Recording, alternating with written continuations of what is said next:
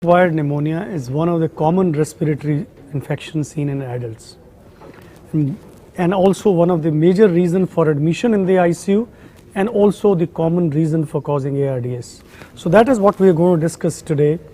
A patient, first thing when a patient comes in your hospital, the first is where to admit it, or what is the chances of good outcome in this patient.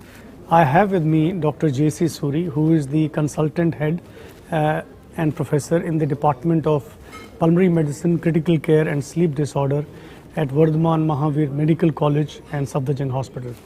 So Dr. Suri, when a patient comes, how do you prognosticate a patient with pneumonia?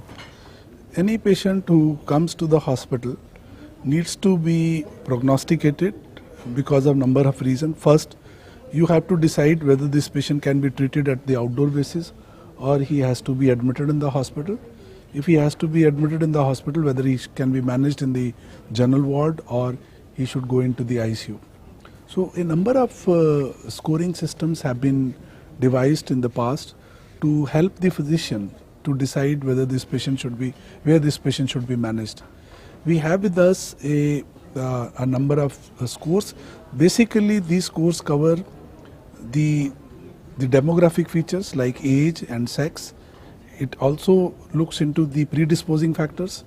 It also looked into the comorbidities. It also looks into the severity of the disease and also the organ function involvement. So when you put all these things together, the different combination and permutation, we have scores. The most handy score is this CURB 65, which actually involves confusion, urea, which tells about the urine, kidney function, respiratory rate, and blood pressure, and it also includes age. So any patient who has 0 or 1 score has a very low mortality and can be managed on OPD basis. And a patient, if he has score more than 2, more than 1, then this patient should be admitted in the hospital, and if it's 2 or 3, then ideally this patient should go to the intensive care unit. The another one is pneumonia severity index, PSI, which has 5 gradings. So 1 and 2 are considered to be low, and these patients can be managed on the OPD basis, and 3 maybe in the ward, and 4 and 5 are to be admitted. So as I mentioned to you earlier, the main thing in this course is basically the demographic features like age and sex, then the severity of the disease, and the organs involved. So these are the factors which are usually present in most of the scoring system, and which helps us in deciding. And Suri, over the years, is there any change in the organism causing community-acquired infection, or they remain the same? The organism by and large remains the same in terms of their frequency, although the resistance pattern is changing, number one. Number two, if you want to see from the Indian perspective, then we have particularly in severe community-acquired pneumonia, the tropical infections, the viral infections, rickettsial infection, you see every year during the rainy season, and after that, flu. I think we are more recognizing them also now. We are recognizing. So these have become very important infections which are not seen in the earlier, Western, we were not in the Western countries. But I think Streptococcus pneumoniae still remains the most but common. I think, I don't know, but MRSA in certain countries and communities, they are seeing community-acquired MRSA. Yeah, these are seen particularly following influenza and viral infection. Yes. Actually, most of the viral infection which they are presenting as severe community-acquired pneumonia usually have concomitant bacterial infection. And where staph but it could be MRSA as well, yeah, right? Yeah. And is there a difference between healthcare-associated pneumonia and severe community-acquired pneumonia? Yes, they are totally different. The severe community-acquired pneumonia is caused by strep pneumonia, and the infection is usually acquired in the community. Whereas the infection which is acquired when a person is admitted in the hospital, it is hospital acquired. But what you have mentioned is hospital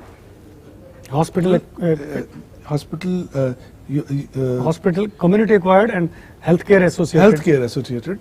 Now this is something which is not acquired in the hospital, but acquired in health-related facilities, like patient visiting the OPDs, patient going for dialysis, Who has a risk factor for them, and those then who are going to nursing homes. still staying in the community, but Yeah. they have risk factors which can make a infection with resistant organisms. This even also includes patients who have been admitted for a day or two, more than 2 days in a hospital in the last 3 months.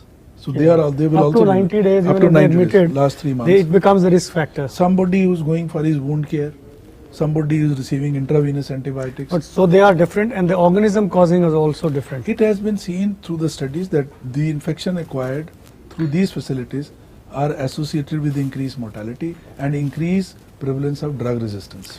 And how do you diagnose viral and atypical, which we always cover patient with atypical?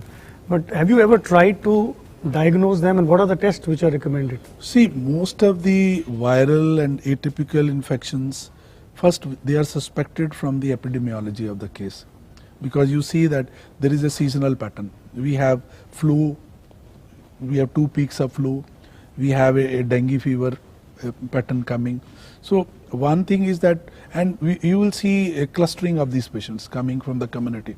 So first there should be a very high level of index of suspicion in that, and these patients, if they are suffering from one of these, then these infections do not fit into the standard empirical therapy. So they need to be diagnosed, their diagnosis needs to be confirmed, because there is a need to modify their treatment.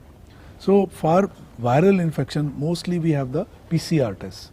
These PCR tests are done usually from the Nasopharyngeal swab. nasopharyngeal swabs, or you may even use tracheal aspirate. Or BAL, if you or do BAL. bronchoscopy. These are the ones. So basically you have PCR based tests, and the other atypical organism in which the most serious is the Legionella, and which also needs to be diagnosed, and because the treatment is different, you have to do urinary antigen. That is the most. And what kind of antibiotics do you use for your severe community acquired pneumonia? See, for severe community acquired pneumonia, because the patient's condition is very sick and the mortality is very high, it is very important to cover all possible organisms which you think are possible in the epidemiology of that case. So we must cover for the most common organisms like strep pneumoniae. We should also cover for a gram-negative organism in these cases, because they are frequently incriminated, and also some atypical organisms. And suppose a patient is not responding. So how do you approach these patients? See, there can be number of reasons if a patient is not responding. Most of the patients, if they are given good empiric therapy, which supposedly covers organisms which are involved in the pneumonia, they should respond in 48 to 72 hours. Their fever should come down, they should hemodynamically they should become stable, their respiratory rate should come down, oxygenation improves. But if that is not happening, then we have to consider a number of factors. The most important thing is that probably the host is not contributing in the treatment. So there should be some evidence of immunosuppression in them. They may have malignancy, they may be on some immunosuppressive Or HIV drugs, infections. HIV or immunosuppressive drugs, steroids, chemotherapy, or they may have neurological diseases which cause continuous aspiration. So Or an obstruction like bulbar palsy, aspiration. Then more severe form of pneumonias like multilobar pneumonias, or if there is cavity formations, or there are associated pleural effusions. So you need more diagnostic test. Or if patient has taken drugs before, evidence of drug resistance, or there is concomitant gram-positive MRSAs or gram-negative pseudomonas, Which you have not covered. which we have not covered. So I think So, these are the things we have to person cover. requires a approach with a history and examination, going Yeah. into detail as you And is enumerated. epidemiology. And what are the tests they should undergo? The other thing is the comorbidity. If they are COPDs and this thing, so they are more likely to have multi-drug resistant gram-negative organisms. I think that is what is important in this. So how often do you do bronchoscopy for these patients?